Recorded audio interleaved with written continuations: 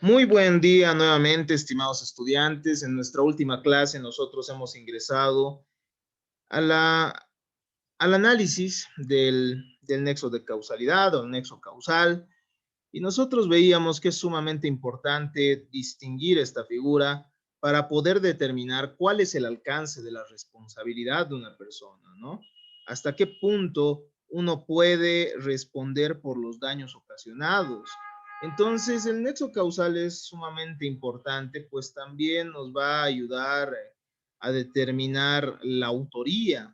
La autoría, como hemos manifestado en nuestra última clase, es una de las formas del nexo de causalidad, ¿no? Pese a que el nexo de causalidad podría, además del autor, relacionarse con alguien diferente al mismo, ¿no?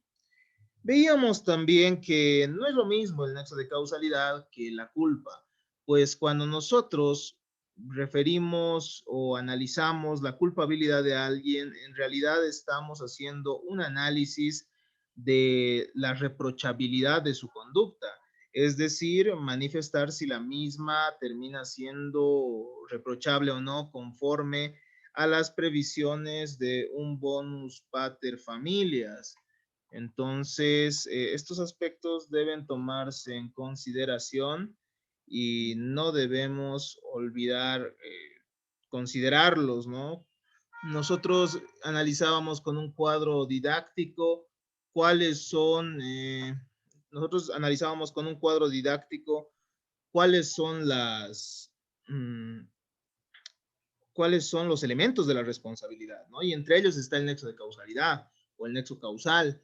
Cuando nosotros determinamos si alguien es o no responsable, debemos entonces identificar no solo la culpa, no solo la existencia del daño, sino que debemos al menos tomar en cuenta cuatro elementos, ¿no? Tiene que existir un nexo causal, tiene que existir un daño, ese daño tiene que ser antijurídico y finalmente tiene que haber un factor de atribución que justifique la responsabilidad, ¿no? Que justifique cuál es el motivo, la justificación para determinar la responsabilidad de una determinada persona en casos concretos, ¿no? Entonces, habiendo hecho estas precisiones previas, podemos ingresar, bueno, podemos continuar con el análisis del nexo de causalidad o el nexo causal. Eh, es necesaria la relación de causalidad, habíamos dicho, entre el hecho y el daño, entre el hecho dañoso y el daño.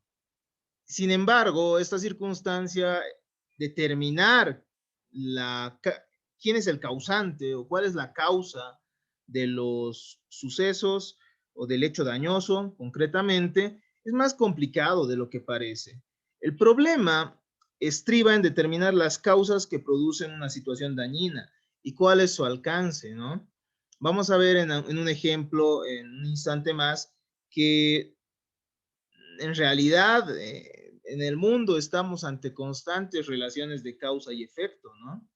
En realidad nosotros y nuestro ser en este instante es producto de diferentes causas, ¿no? De diferentes causas, de la existencia de nuestros padres, de las relaciones sociales que tenemos, de nuestro propio sentir y pensar, de de todas las situaciones que nosotros hemos vivido.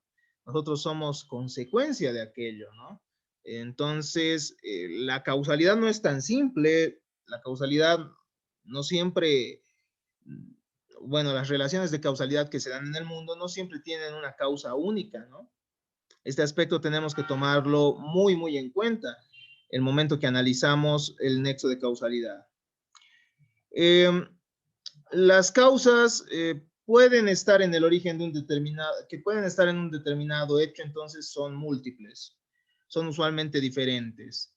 De otro lado, una misma causa puede dar lugar a innumerables efectos hasta el infinito, ¿no?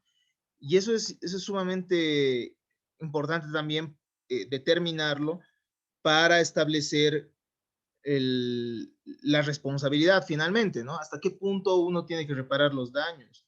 Efectivamente, un hecho puede generar diferentes consecuencias, ¿no? Y que van empeorando más y más. ¿Hasta qué punto el responsable debe cubrir esos daños, ¿no? El nexo de causalidad, el nexo causal, nos va a ayudar a comprender aquello. Pero comencemos entonces con un pequeño ejemplo sobre la complejidad de este tema, ¿no? El ejemplo concreto nos dice textualmente lo siguiente. La causa de un accidente, imaginemos una persona está conduciendo su automóvil y choca, ¿no? Choca. La causa de este accidente no es solamente la maniobra específica del conductor del automóvil en un momento determinado, sino también, si se dan cuenta, lo es la invitación del amigo que lo hizo dirigirse hacia la casa de este. Eh, lo hizo dirigirse hacia la casa de este y en el camino tuvo un accidente. Entonces, hay una causa más que es la invitación del amigo que ha hecho que esta persona se dirija hacia ese lugar. Eso también es una causa, ¿no? La suegra del otro automovilista con el que ha chocado, ojo, ese día lo había enervado lo suficiente como para reducir su capacidad de estar alerta. Entonces, estimados estudiantes, existe también otra causa para que se haya producido este choque entre los dos conductores, ¿no? En primer lugar, la invitación del amigo. En segundo lugar, también la suegra del otro conductor que habría producido en él una situación de, ¿cómo diríamos? De una situación de desconcentración, ¿no? Es decir, esta persona no se encontraba lo suficientemente concentrada como para poder manejar un automóvil. El hijo, además de este automovilista, le había pedido que le comprara una revista, para lo cual este ha tomado su automóvil. Por otro lado, una hermosa mujer que pasaba en ese momento por la calle ha logrado distraer a ambos automovilistas, a ambos conductores. Todas estas serían causas del accidente, porque si alguna de ellas no hubiese tenido lugar, el accidente no se habría producido.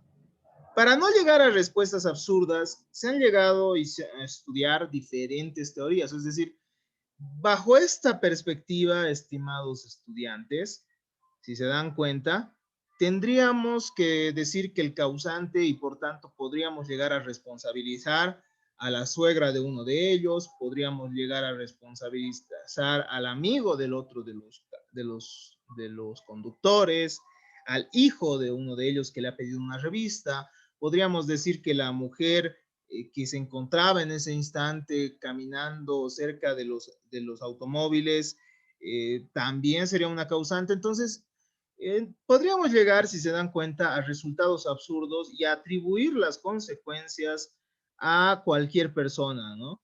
Y para evitar llegar a ese tipo de absurdos, han surgido diferentes teorías que vamos a ir analizando. Una de las teorías importantes que se ha desarrollado sobre el nexo causal es la causa como condición sine qua non y la teoría de la equivalencia de condiciones. Esta ha sido forjada por Maximiliano von Bury para el derecho penal, más que nada, ¿no? Es una tesis científica porque ya no simplemente se atribuye la responsabilidad a alguien porque a uno le parezca, ¿no? Rompe con cualquier connotación teológica o metafísica y establece un examen de los fenómenos en sí mismos. Hay que analizar cuáles son las causas que se han presentado en este hecho, ¿no? Cuando un resultado aparece tras un conjunto de condiciones, el método de esta situación, el método experimental, el método que plantea y que se plantea y que se aplica en esta teoría, exige suprimir mental o empíricamente cada una de las causas. Si suprimiendo una de estas causas el hecho no habría existido, entonces estamos ante la causa sine qua non, ¿no? Porque habríamos encontrado la causa determinante para el hecho dañoso. La causa entonces sería la condición sine qua non del daño, es decir, aquel de los elementos o de las condiciones que si hubiera faltado, el resultado dañoso no se hubiera producido. Solo hay que diferenciar entonces entre la conditio sine qua non y las demás. Es decir, aquellas que si son mentalmente suprimidas, el resultado sigue produciéndose. Estas condiciones sine qua non entonces serían equivalentes. Sin embargo, se generan ciertas deficiencias en esta teoría. Va a haber un problema al establecer esta teoría. Por ejemplo, podríamos llegar a resultados que son irrazonables. A ver, les voy a dar un ejemplo, ¿no? Se ha dado un caso ante la Corte de Apelación de París el 7 de julio de 1989. Este es un caso real, en el cual la víctima de un accidente de circulación ha recibido una transfusión de sangre contaminada, por el virus de la denominada inmunodeficiencia adquirida o SIDA. Entonces, se han dado cuenta, aquí se genera una situación sumamente trágica para esta persona, ¿no?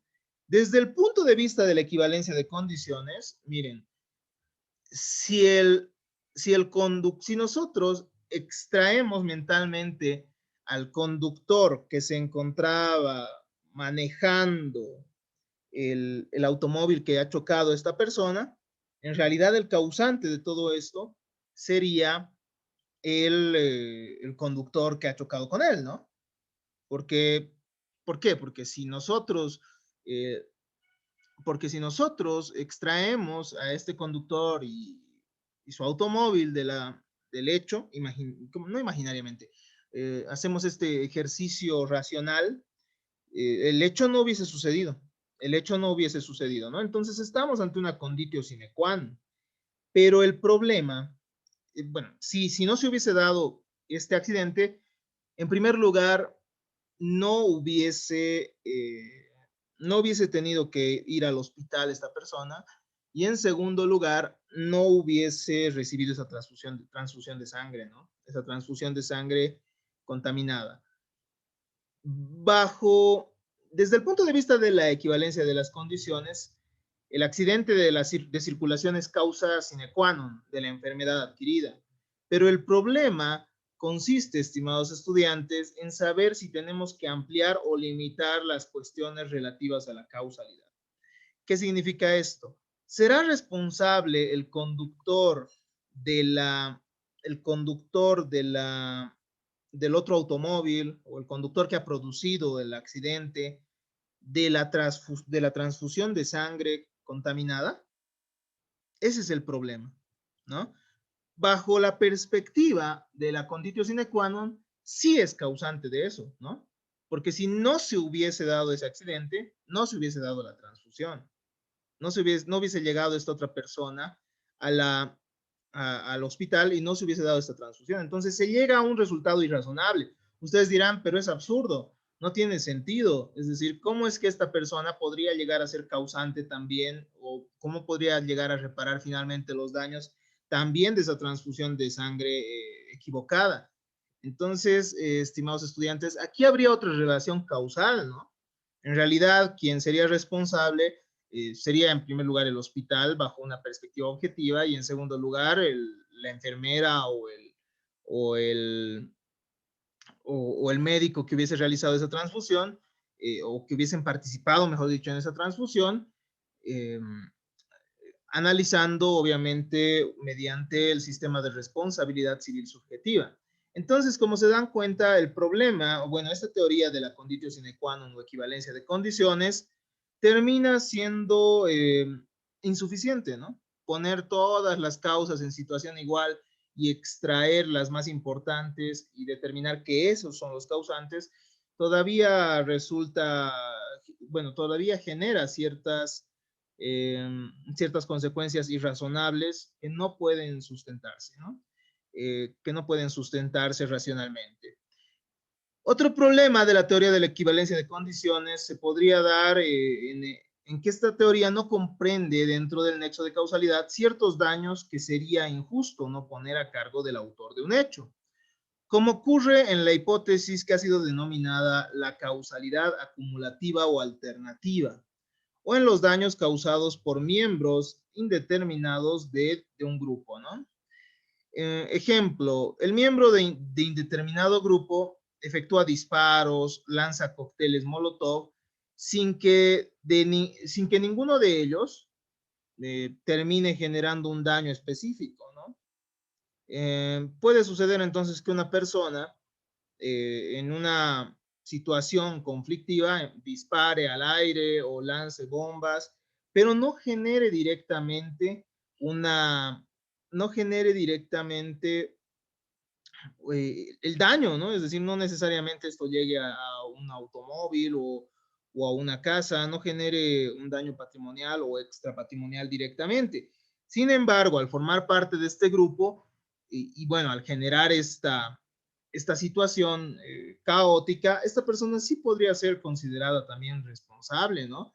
Porque ha generado que las personas corran, que caigan, por ejemplo, en el pánico, que sufran lesiones, etcétera. Entonces, como decíamos, que sin él podría el daño no haberse suscitado, ¿no? En ciertas ocasiones. Es decir, hay otros miembros de ese grupo que sí han generado el daño directamente. Pero determinar que esta persona no es causante del daño también resulta irrazonable, ¿no? Entonces, la teoría de la conditio sine qua non también nos lleva a resultados injustos, pues en realidad esta persona también termina siendo causante.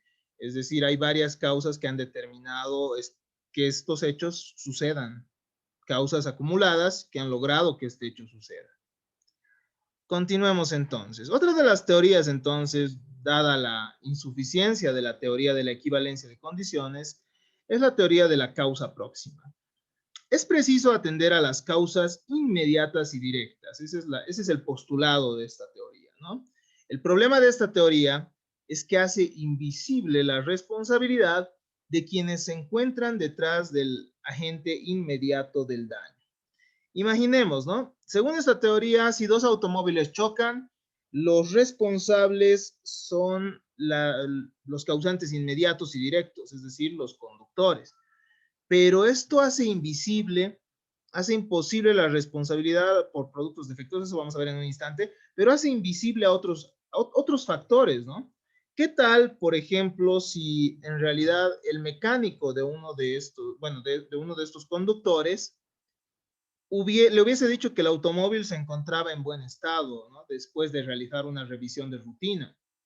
En este caso, en realidad el causante hubiese sido el mecánico, ¿no? Si el mecánico ha manifestado que el automóvil estaba bien y el conductor por ese motivo ha empezado a circular en la ciudad, entonces, bueno, llegando a chocar posteriormente, entonces el causante no sería esta persona que ha chocado su automóvil con otra, ¿no?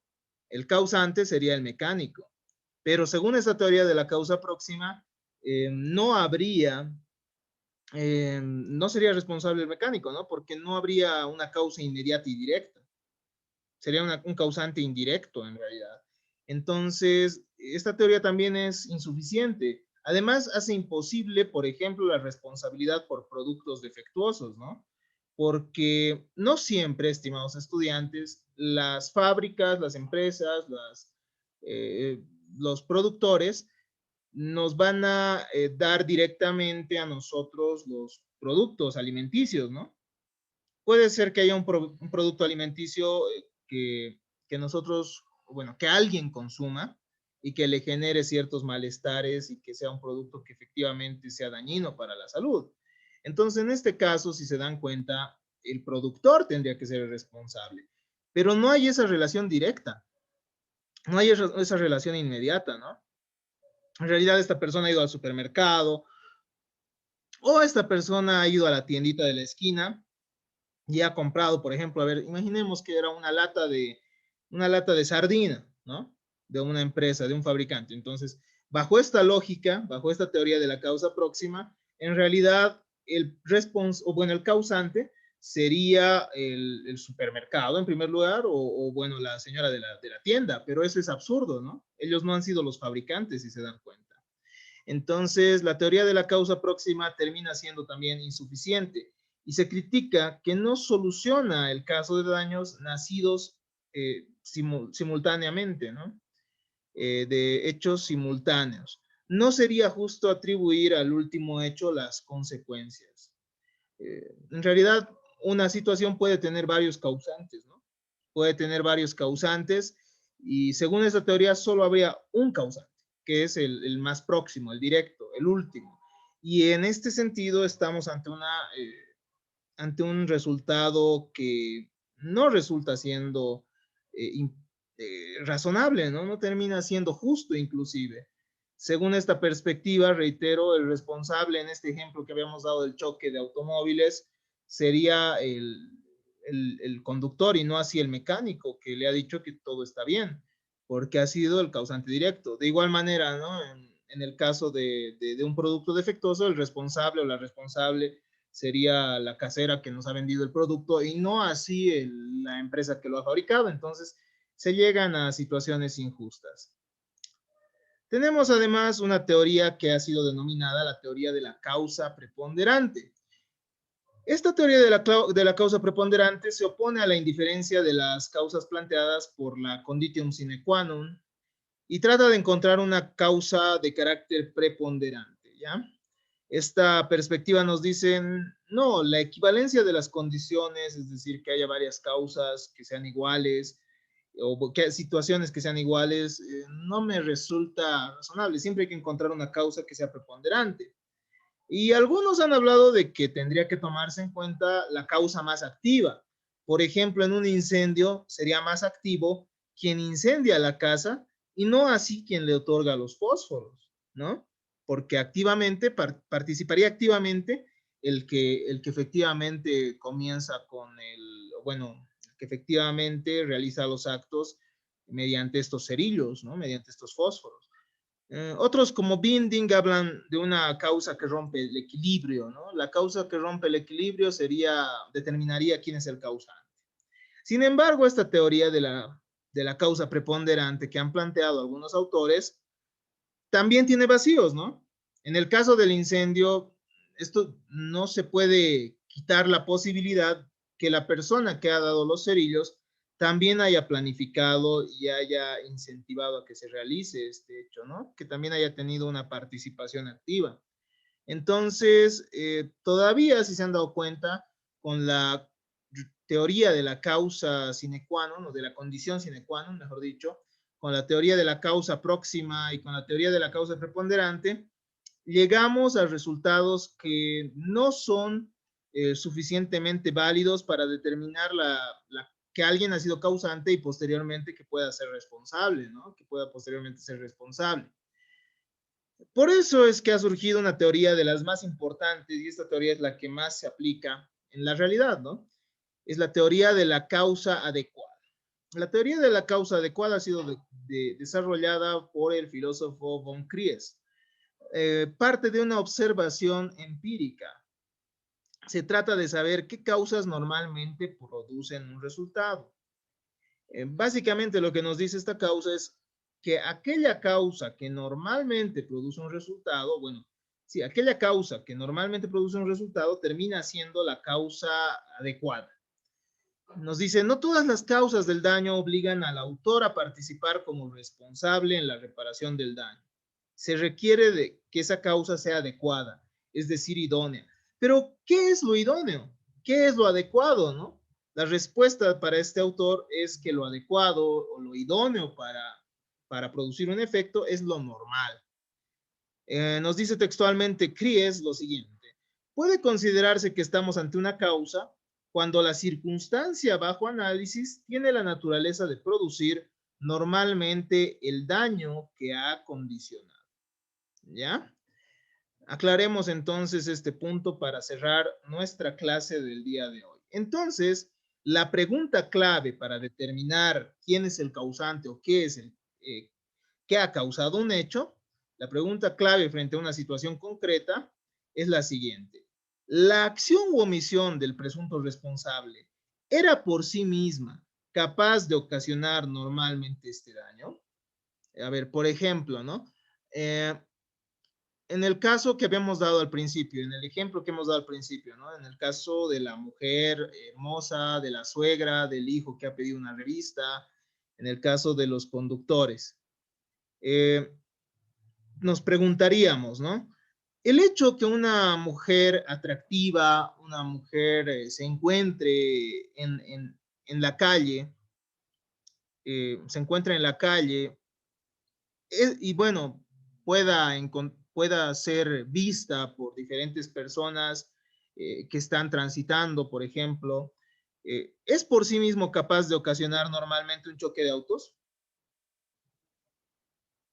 No, ¿verdad? Entonces, al no ser así, esta no puede ser la causa. Esta no puede ser la causa porque normalmente eso no produce los daños. A ver, otra pregunta en ese mismo ejemplo. El hecho que una suegra grite a una determinada persona, que la suegra de alguien le grite, genera un choque de autos normalmente. La respuesta es no, por tanto, no podemos, como se dan cuenta, atribuir como, o bueno, establecer que esta persona, que esta señora sea la causante de ese accidente. Tercera pregunta, ¿es normal, o bueno, la acción o omisión, es decir, que una persona pida una revista a otra, hace responsable, o bueno, hace responsable, a ver, ¿cómo diríamos? El hecho que una persona pida una revista a otra es por sí mismo capaz de ocasionar un choque de automóviles o generar un automóvil destruido, etcétera.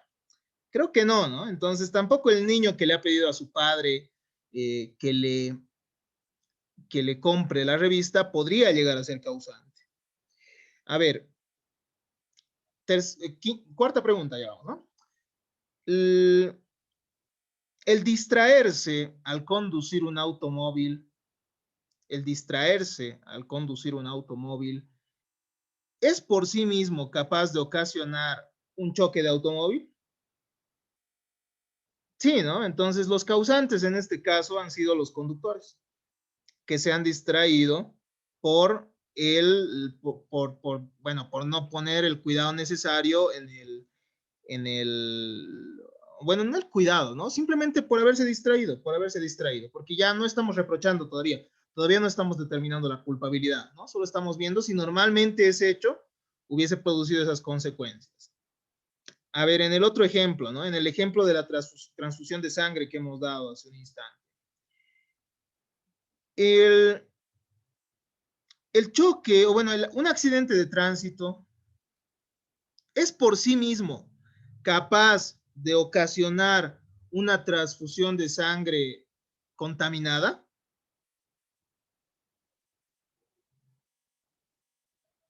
No, no lo es, ¿no? O sea, no porque te choques en una colisión, o bueno, en un accidente de tránsito, significa que te van a realizar una transfusión de sangre y la sangre va a estar contaminada. ¿A ver? Entonces, el choque de un automóvil es por sí mismo para ocasionar, o bueno, el accidente de tránsito ¿cómo diríamos? A ver, seamos más precisos. El, el chocar tu automóvil con otra persona es por sí mismo capaz de ocasionar la hospitalización de alguien. Sí, eso sí, ¿no? Es posible. Entonces, hasta ahí se limita el obrar de la persona que ha producido ese choque de automóvil.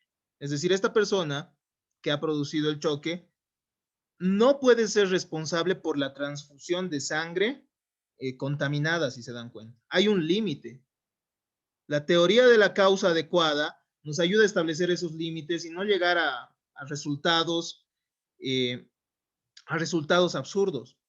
Entonces tenemos que determinar quién ha sido responsable, o bueno, quién ha sido responsable y quién ha sido causante de esa transfusión de sangre, ¿no? Entonces la pregunta sería, en el caso, ¿no? Del hospital,